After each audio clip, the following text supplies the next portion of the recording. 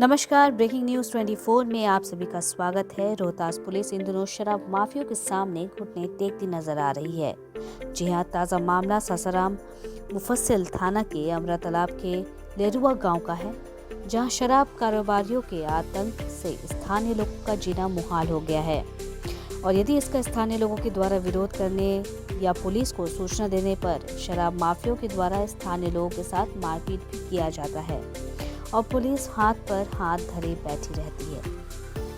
लेरुआ निवासी पीड़ित धनावती देवी और उनके पति राधा कृष्ण ने बताया कि शराब कारोबारी का विरोध करने को लेकर विगत 26 नवंबर को शराब माफिया रामायण महतो और उनके 3 पुत्रों के द्वारा काफी मारपीट किया गया और कृषि कार्य के लिए लगाए गए बोरिंग व मोटर को भी नष्ट कर दिया गया तथा पीड़िता का बाइक भी शराब माफिया ले उड़े, जिसका लिखित शिकायत पीड़ित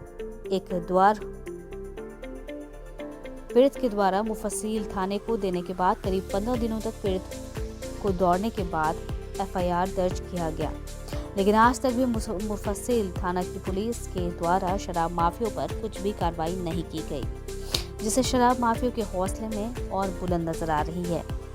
रोहतास पुलिस के इस रवैये से पुलिस की कार्यशैली पर सवाल उठना लाजमी है और यह बात कहने से परहेज नहीं किया जा सकता है कि पुलिस की भी शराब माफियों के साथ मिलीभगत है। इस मिलीभगत की चौकीदार के माध्यम से अवैध राशि की उगाही भी की जा रही है।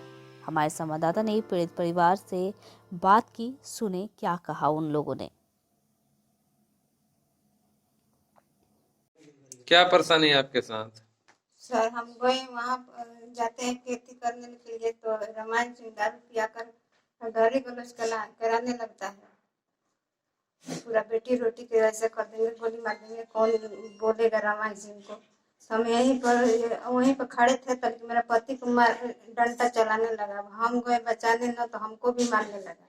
शराब का कारोबार कौन करता है? रामायण सिंह मेरा भसुर है। आपके साथ मारपीट कौन कौन किया है? चित्रंजन, गेड़ा, छोटू सब मारने लगा। अब हम उतना थोड़े देखे कि कौन कौन मार रहा है। आप थाना में लिखित शिकायत किए हैं? जी।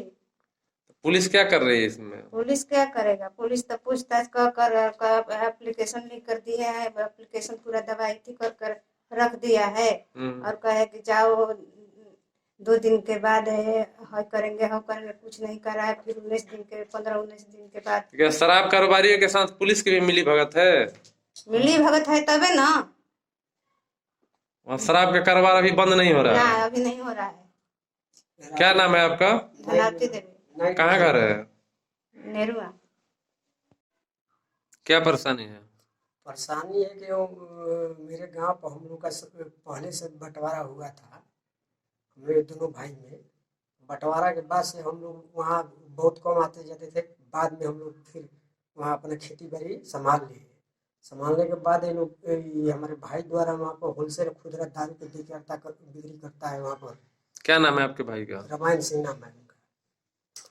और इसका सूचना हम थाना प्रभारी को भी पहले दिए थे, 29 अक्टूबर को भी दिए हैं और 6 नवंबर को भी उनको दी है सूचना कि यहाँ पर दारू का कारोबार हो रहा है, इसलिए हम लोग का रहने में परेशानी हो रहा है। थाना प्रभारी बोले कि ठीक है, हम देख लेंगे, लेकिन थाना प्रभारी वहाँ अभी कभी भी नहीं गए। इसके बाद दारू बेचते समय 26 तारीख को शाम 26/11/2020 को शाम के 4-4:30 बजे के लपेट में 3-4 दारू पीने वाला आया और वहाँ पर पी के गाली गलौज करने लगा। तो हम लोग पूछे उससे, काहे गाली दिवा रहे हो, दारू बेच रहे हो दारू। तो लोग वो मारपीट शुरू कर दिया। कौन कौन मारपीट किया है आपके साथ? मारपीट किया है, उसमें है रामायण सिंह का 3 लड़का है, जिसका नाम है छोटू, चित्रंजन, गुड्डू है और एक भीम नाम का है हम लोग का जहाँ बोरी है उसके बगल में, वो भी उसमें आया था। और 2-3 लड़का और है, जो उसका नाम गेड़ा है, वो टेनी है, वो बाबू है। लोग मिलकर रात में भी वहाँ पर पूरा हंगामा किया। आपको फोन पर धमकी कौन दिया है? फोन पर धमकी दिया है ये लोग, रामायण का लड़का है चित्रंजन और भीम और गेड़ा। आप थाने में एफआईआर किए हैं? थाना में एफआईआर किए थे हम लोग जाके 27 तारीख को सुबह में हम गए थे और सूचना भी दिए थे, गए भी थे हम लोग एफआईआर करने के लिए। तो वो लोग एफआईआर लिखवा के दिए। तो एफआईआर हमारे पेंडिंग में डालकर 15-20 दिन तक रोके रहे लोग, मुखिया के परिवेश के कारण। और मुखिया का दबाव था कि नहीं, एफआईआर नहीं होना चाहिए।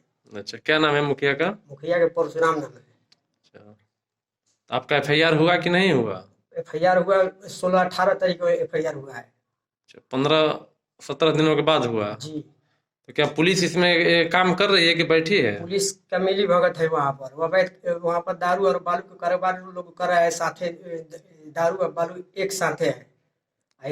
सब लोग मिलकर हमारा वहाँ ध्वस्त किया है कि यहाँ पर ये आएगा तो हम लोग को दारू नहीं बेचने देता है, इसलिए इसका रहना ही ठिकाना ही खत्म कर दे। क्या नाम है आपका? हमारा नाम है राधा कृष्णा कुमार सिंह उर्फ सिद्धनाथ सिंह। कहाँ घर है? घर लेरुआ है और हम रहते हैं विक्रमगंज में। अगली खबर भी रोहतास से ही है, जहां रालोसपा सुप्रीमो उपेंद्र कुशवाहा आज रोहतास जिला के कोचस पहुंचे, जहां पिछले दिनों एक पेट्रोल पंप मालिक की गोली मारकर हत्या कर दी गई थी। उन्होंने पीड़ित के परिजनों से मुलाकात कर सांत्वना दी। इस दौरान पूर्व केंद्रीय मंत्री उपेंद्र कुशवाहा ने कहा कि प्रदेश में जिस तरह से अपराध बढ़ रहे हैं, यह चिंता का विषय है। सीएम नीतीश कुमार को खुद इसका संज्ञान लेना चाहिए ताकि व्यवसायियों में प्रशासन के प्रति विश्वास कायम रहे। उन्होंने कहा कि इस तरह की वारदात समाज के लिए खतरनाक है और इसका निंदा होना चाहिए। बता दें कि सोमवार को 14 दिसंबर को सरेआम पेट्रोल पंप के मालिक राहुल सिंह की गोली मारकर हत्या कर दी गई थी, जिसके बाद पूरे इलाके में सनसनी फैल गई थी। उपेंद्र कुशवाहा ने कहा कि इस मामले में जल्द से जल्द ही अपराधियों की गिरफ्तारी होने से पीड़ित परिवार को ढाढ़स मिलेगा। सुने रालोसपा सुप्रीमो उपेंद्र कुशवाहा ने क्या कुछ कहा। दिन पर दिन अपराध बढ़ते जा रहा है, ऐसे में दिन दहाड़े यहाँ हत्या कर दी गई लूट के दौरान, इस बारे में क्या कहना चाहते हैं? ये बहुत ही चिंता का विषय है और जो घटना यहाँ घटी है, दिन दहाड़े हत्या हुई, बहुत दुखद घटना है। अब घटना हुई है, ऐसी घटना नहीं होनी चाहिए। मुख्यमंत्री जी से विशेष रूप से हम आग्रह करते हैं कि खुद उनको संज्ञान लेना चाहिए और ऐसी घटनाएं जहां भी हो रही है उसके रोकथाम के लिए जो भी आवश्यक सख्त से सख्त कदम उठाने की ज़रूरत हो उठाना चाहिए। और यहाँ की घटना में जो कोई भी इस घटना को अंजाम देने के पीछे है, जल्दी से जल्दी उसके खिलाफ सख्त से सख्त कार्रवाई होनी चाहिए। हम प्रशासन के लोगों से मांग भी करते हैं, मुख्यमंत्री जी से विशेष रूप से आग्रह है कि इस घटना के प्रति स्वयं संज्ञान लें ताकि अपराधी के खिलाफ जल्दी से जल्दी सख्त से सख्त कार्रवाई हो और भविष्य में ऐसी कोई घटना आगे न हो, इसके लिए सख्ती जरूरी है। इसमें क्या आप मानते हैं प्रशासन विफल है? नहीं, देखिए अभी कोई सफल और विफल की संज्ञा देना मुझको लगता है कि उचित नहीं है। प्रशासन के लोग खास करके जो यहाँ पुलिस के जो बड़े अधिकारी हैं, एसपी, उनकी ओर से कार्रवाई की जा रही है और मुझको लगता है कि निश्चित रूप से जल्दी लोगों को न्याय यहाँ मिलेगा, ऐसा मुझको लगता है। इसलिए थोड़ा समय देना चाहिए प्रशासन के लोगों को भी और तुरंत सफल और विफल कहना उचित नहीं। पेट्रोल पंप व्यवसायियों का कहना है कि बिहार सरकार द्वारा जो एक टैक्सेशन जो है पेट्रोल पर बहुत ज़्यादा लगा दिया गया है, अगर उस टैक्स को कम कर दिया जाए तो हम पर लोड जो है, राशि का लोड जो है कम पड़ेगा। अब इसकी जानकारी मुझको नहीं है कि पेट्रोल पंप पर क्या टैक्स है, नहीं टैक्स है। इस संदर्भ में अगर कोई इशू है तो जो संबंधित लोग हैं उनको सरकार से, प्रशासन के लोगों से मिलकर बैठकर बात करनी चाहिए, अपना रिप्रेजेंटेशन देना चाहिए और वास्तव में अगर टैक्स ज़्यादा है तो सरकार को भी तुरंत कंसीडर करना चाहिए। मुनासिब टैक्स होना चाहिए, लेकिन बहुत ज़्यादा टैक्स के चलते परेशानी होती है, यह ठीक नहीं।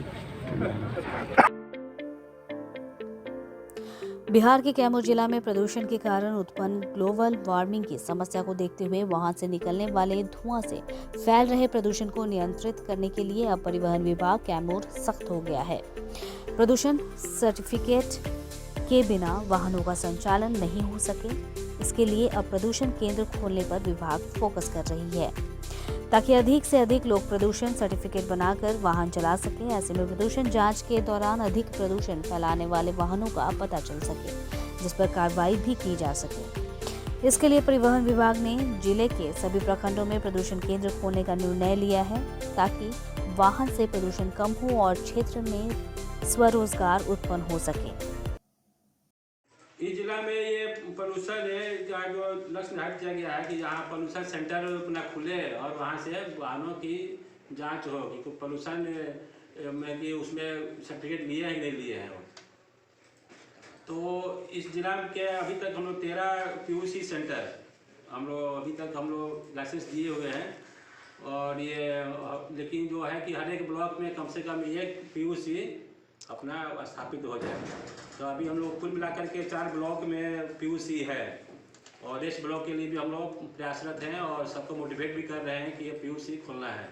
अभी तक कहाँ PUC है? ये अभी हम लोग भभुआ में है, रामगढ़, कुदरा और मोहनिया, ये 4 ब्लॉक है जहाँ PUC अभी हम लोग लगाए हैं। कुल 13 PUC है, उसमें 4 जगह पेट्रोल पंप पर है और 2 जगह एजेंसी पर है और बाकी आपका जो अन्य व्यक्ति जो इच्छुक हैं लेना चाहते हैं तो लिए हुए हैं। उसमें से खोलने का क्या प्रावधान है? इसमें आपका कुछ आवेदन है, उसमें पहले आवेदन भरते हैं, उसका मशीन रखते हैं, मशीन की जांच होती है, MBI जांच कर लेते हैं कि हाँ ठीक ठाक है, तो फिर उसको हम लोग लाइसेंस देते हैं और लाइसेंस दे करके अपना ID पासवर्ड मिलता है, उसके हिसाब से वो PUC सर्टिफिकेट निकल करते हैं। Okay sir, okay sir.